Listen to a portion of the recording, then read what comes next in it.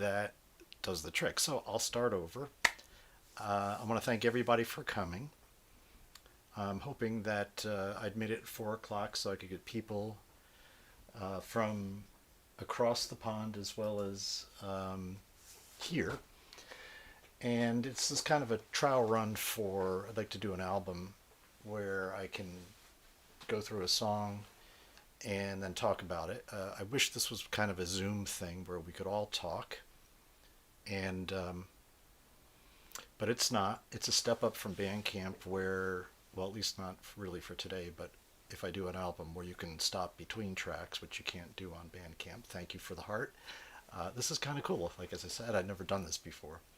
So I'm going to say one more thing, which I said when you couldn't hear me, which was with everything going on in this country right now, it's been a little hard to be creative. And I even felt a little funny about, promoting my work, even in a low key way, because we have bigger fish to fry, so to speak. But this is the first musical piece that I've done in months that was a success. I mean, I've been doodling around, but because of that lack of creativity. But it's also a very peaceful piece of 11 minutes, and I think it's something that can kind of soothe more than some of my other pieces, the people listening. So I think it's a good thing for this kind of venue and this time. And those of you who are in Europe, I know you have issues as well. Perhaps not as crazy as here. I'll leave that aside. So this is an 11-minute piece. I'm going to talk just a little bit about it before we play it. Any questions so far? You're getting sound, everybody? Is going good there? Yeah, it looks good. All right. This is a piece with a piano, a guitar, a flute, and strings. And this is all sequenced, computer-based, though this one is more acoustic and sounding. And in fact, I used mostly samples except for the strings, which is kind of a hybrid thing between samples and synthesis. So when I was doing songs 2 decades ago, I had a DAW and a computer, but it's amazing how incredible the instruments have become and expressive. And I'm using something called I mean, I've got a regular keyboard, but I'm using something called a Rolly Seaboard 2, which when I was 15 years old, I worked all summer and I went out and I bought a Fender Stratocaster, which was like $200, and now it's worth like, I don't know, thousands. But it's expressive, and I need to start playing that again. But when I got that, it was just like, wow, bending the strings, doing all kinds of stuff, playing along with different records and stuff. The Rolly Seaboard is really the first instrument since then that I felt that kind of creativity with the proper software. This piece doesn't use a lot. The only part of this piece that's done with MPE for bending notes and so forth individually is the strings, and that's using augmented strings by Otoria. For those of you guys, seeing everybody here is mostly musicians, so I'm going to talk about that just a little bit. The piano is actually two pianos layered, and one is in contact, which I'm not a huge fan of anymore, called the Gentleman 1908, but it is a beautiful piano.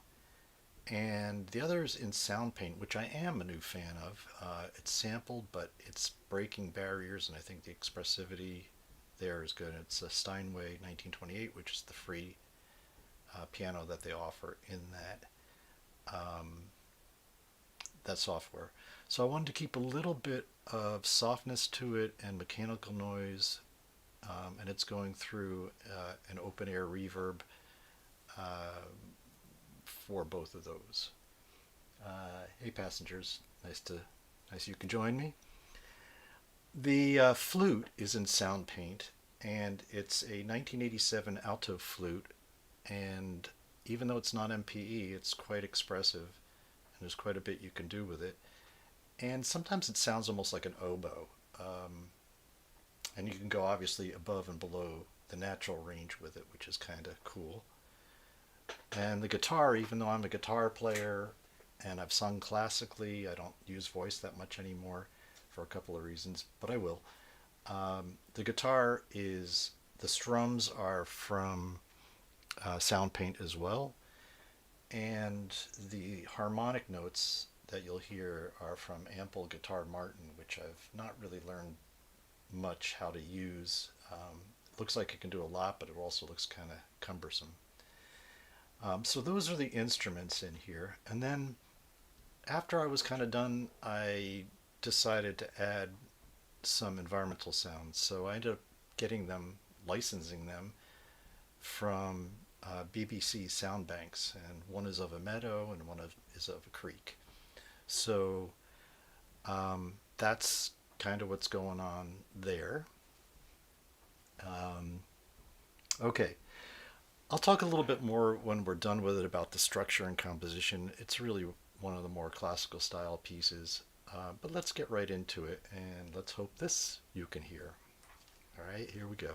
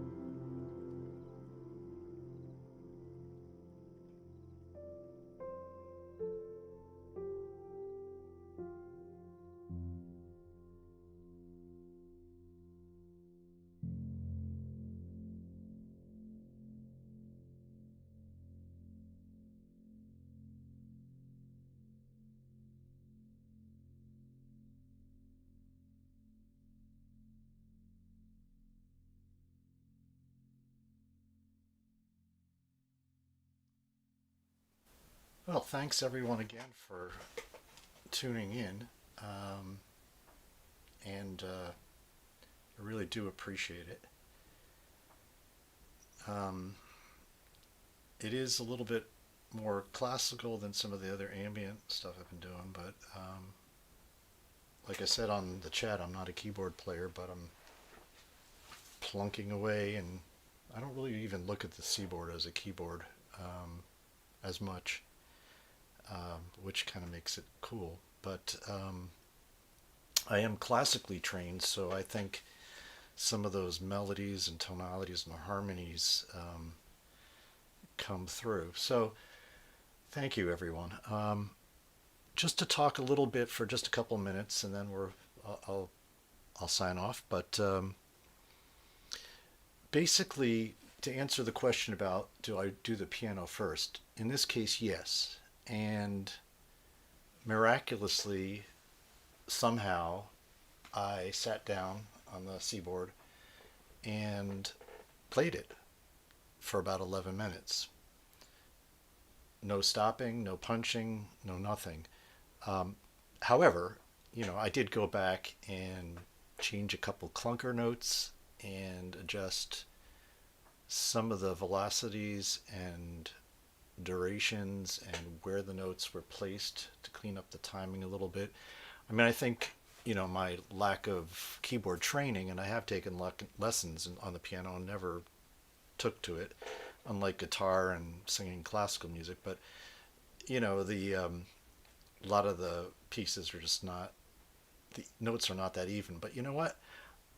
Part of doing what I'm doing now, and I think probably what you guys do, at least some of you, is kind of embrace some of that uh, imperfection, but also like to call it guided serendipity. So you kind of know what you're doing, you have a foundation, a base for what you're doing, but then sometimes things happen that you don't plan or expect, and hopefully those are good things.